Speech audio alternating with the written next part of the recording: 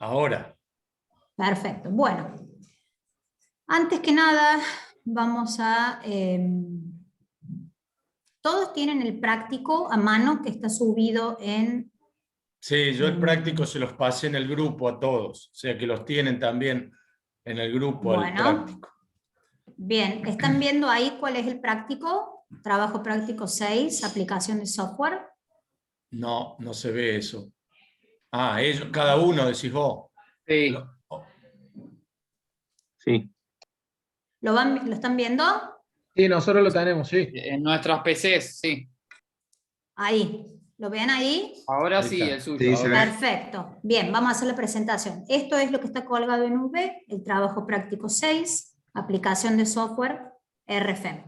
La idea es resolver una estructura en el plano, ¿sí? A diferencia de cómo trabajó ayer Tomás, aplicando, digamos, un poco todo lo que hemos aprendido en encontrar diagramas, encontrar deformadas, ¿sí? Y vamos a incorporar algo nuevo, es de definir estados de carga y definir hipótesis. Bien, ya vamos a llegar a ese punto. Lo que me interesa que tengan todos en sus manos es la estructura que vamos a trabajar. Como verán, tiene dos niveles. Tenemos carga distribuida, tenemos carga puntual, bien, tenemos cargas P1 y P2, ¿sí? Aplicadas en los nodos de la estructura. Tenemos diferentes secciones, tanto de vigas como de columnas, bien. Los datos para trabajar el pórtico se encuentran aquí en la segunda hoja donde dice anexo de datos. Ahí tenemos todas las dimensiones de las secciones en centímetros, las cargas que están trabajando en esta estructura, bien. Tenemos las distancias de estas distancias A y B, si ustedes se van al gráfico, son estas distancias a estos nudos próximos, es la distancia, digamos, al punto de aplicación de las fuerzas, ¿sí? A y B, ¿me van siguiendo? Sí. Después tenemos las alturas, H1, H2, L1, L2, ¿sí? De la estructura, y tenemos los tipos de apoyos que hemos definido. En el apoyo, en el nodo 1, 2 y 3, empotrado, fijo, empotrado. Es decir, 1, 2 y 3, empotrado, fijo, empotrado. Y definimos los materiales de la estructura, el módulo de elasticidad del hormigón y el módulo de elasticidad del acero. Como verán, ya estamos trabajando acá, yo ya les coloqué los datos en kilonewton por centímetro cuadrado, al igual que las fuerzas, ¿sí? Estas son las unidades con las que trabaja el programa, que son realmente unidades ya universales, ¿sí? Y el resto de las dimensiones están aquí en centímetros y en metros. Bien, entonces, ¿qué es lo que me pide como primer punto el programa? Que eso lo pueden ir haciendo ustedes cada uno ahora mientras vamos avanzando. El primer punto me dice presentar el modelo, es decir, esta estructura a resolver, con todos sus datos. Es decir, geometría de secciones, cargas aplicadas, dimensiones de barras, tipos de apoyos. ¿Qué es lo que tienen que hacer ustedes aquí? Volcar todos los datos de la planilla anexa que acabamos de explicar, volcarlos en el modelo que vamos a resolver. Entonces, ese es el primer punto a resolver del práctico, ¿bien? Ustedes lo tienen que hacer a mano. ¿Sí? ¿Sí, Miguel? No, perdón, toqué sin querer. Ah, perfecto. Bien. Cuando haya dudas me van abriendo el micrófono y me van consultando. Entonces, el primer punto es volcar todos los datos. Cuánto vale A, cuánto vale B, cuánto vale L, L1, L2, H1, H2, P5, P6. O sea, vuelcan todos los datos aquí en la estructura. Ese sería el punto 1. ¿Bien? ¿Queda claro? Sí. Sí, sí. Perfecto. Punto 2. Ahora entramos ya, una vez que tenemos esto clarísimo, ¿sí? Visualizo el modelo que yo quiero cargar pasamos al punto 2, que es el que vamos a ejecutar ahora en el programa. Es decir, cargo el modelo y mediante el software vamos a tratar de obtener los diagramas de momento, corte, normal y deformada de toda la estructura para cada hipótesis de carga propuesta en el trabajo. ¿Bien? Antes que nada, vamos a definir dos conceptos importantes. El primer concepto es un estado de carga, que ustedes ya lo han estado manejando a lo largo del cuatrimestre, y que se define el estado de carga como los distintos tipos de acciones que actúan en una estructura. Es decir, vamos a tener dos estados de carga. El estado de carga permanente, como bien lo indica acá en el práctico, que está formado por las cargas Q1 y Q2, recuerden que eran las cargas uniformemente distribuidas, y la carga P5 y P6. Todas esas cargas son cargas permanentes, ¿sí? Me pueden estar representando el peso propio de la estructura, por ejemplo.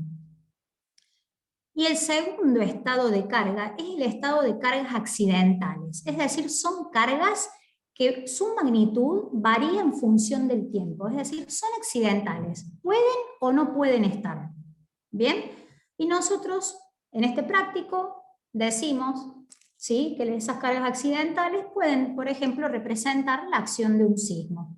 Podría haber sido el viento, podría haber sido cualquier otra acción cuya magnitud varía en función del tiempo. Bien, lo importante es que tenemos que definir esos dos tipos de estados de carga. Y en este caso, para las cargas accidentales, las vamos a definir como la carga P1 y la carga P2, actuando cada una de ellas en los nodos de la estructura. ¿Bien?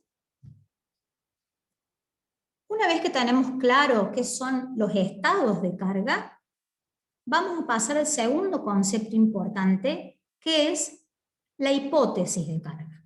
¿Qué es una hipótesis de carga? Como lo dice acá, es una combinación de estos distintos estados de carga previamente definidos. ¿Está bien? La hipótesis de carga en realidad también se le suele definir como una combinación lineal de estos diferentes estados que vamos a definir. ¿Sí? Es como yo combino las diferentes formas en las que combino esos estados. Y ustedes preguntarán, ¿para qué quiero combinar los estados? Bueno, los estados se combinan justamente para poder hallar aquella combinación más desfavorable para la estructura. ¿Más desfavorable en qué? Y en obtener, por ejemplo, los diagramas más desfavorables, de momento, de corte, de normal, o también de deformación, ¿sí? ¿Por qué? Porque yo teniendo esa combinación más desfavorable para la estructura, a partir de allí yo voy a poder rediseñar o diseñar mi estructura para que pueda soportar justamente esa combinación desfavorable. Entonces, tomo justamente la peor combinación, por así decirlo, y voy a dimensionar para esa combinación y para otras más, pero justamente que involucre todas, ¿está bien?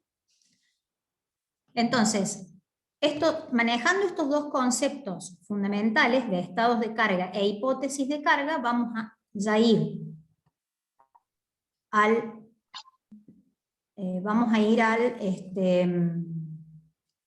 déjenme un momentito, déjenme volver al programa, ahora sí, vamos a ir al programa ya y vamos a empezar a cargar ese pórtico que hemos estado mostrando recién. ¿Todos están viendo la pantalla de RFEM? Sí. Sí, profe. Perfecto. Bueno, arrancamos. El primer paso, yo voy a ir un poquito más despacio que Tomás, para que podamos ir viendo, digamos, justamente esto, ¿no? La carga, paso a paso. El primer paso, vamos a ir a la barra de herramientas, ¿sí? Vamos a arrancar un modelo nuevo, como me lo está indicando acá.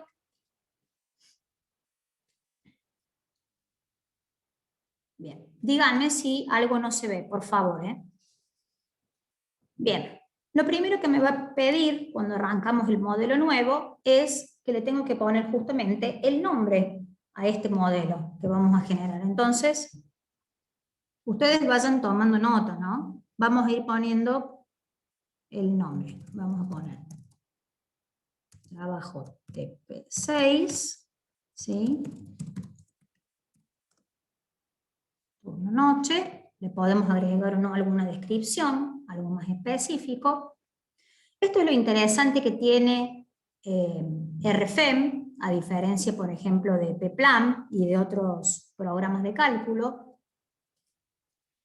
que nosotros podemos trabajar en un modelo, ¿sí? Pero a la vez ese modelo, ¿sí?, forma parte de justamente un proyecto aún mayor. Entonces, uno puede tener una carpeta que tenga un nombre específico, que va a estar representando a un proyecto de cálculo, y adentro de esa carpeta puedo tener varios modelos de cálculo, ¿sí? Entonces, eso es lo interesante. Podemos generar un proyecto y adentro de él tantos modelos en RFEM como querramos, tantos modelos para calcular como tengamos que justamente analizar. En este caso lo vamos a dejar directamente así.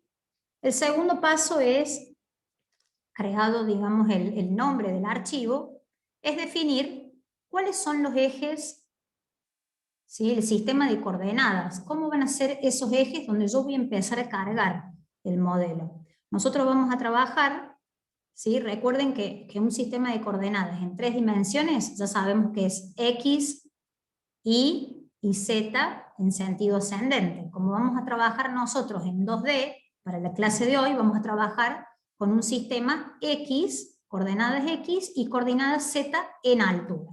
Entonces lo vamos a dejar así, 2D, en sentido ascendente. ¿Bien? Siempre lo interesante también de este programa es que me va haciendo una visualización previa de lo que yo voy eligiendo. O sea que me permite ir corrigiendo también en la marcha. Esta parte que les están mostrando acá es con qué normas yo voy a querer trabajar, sobre todo para lo que es la combinación justamente de esos estados que estábamos hablando recién. ¿Está bien? Nosotros, como decía Tomás ayer, las normas ACE, nuestras normas CIRSOC son prácticamente una copia de las normas norteamericanas, entonces directamente acá vamos a dejar a las normas norteamericanas, digamos, por defecto. ¿Bien? Si yo tildo acá, crear combinaciones automáticamente, me va a tomar directamente las combinaciones de las hipótesis que me esté planteando la norma. Como no voy a tildar porque yo quiero crear mis propias combinaciones para este trabajo puntual, lo voy a destildar. ¿Está bien? ¿Me van siguiendo hasta ahí? Sí. Perfecto. Sí, perfecto. Vamos. Bien, una vez que hemos definido entonces estos puntos importantes, ponemos aceptar. Bien. Bueno. Segundo paso. Aparece el área de trabajo donde vamos a cargar el modelo. Lo interesante de acá, perdón, ¿me van siguiendo? Se salió Sí, la sí. visualización, Ahí no profe. se ve, profe. Esperen que es un problema del programa, que se me ha cerrado el programa. Un minutito. A ver, ¿qué pasó? Se me cerró el programa.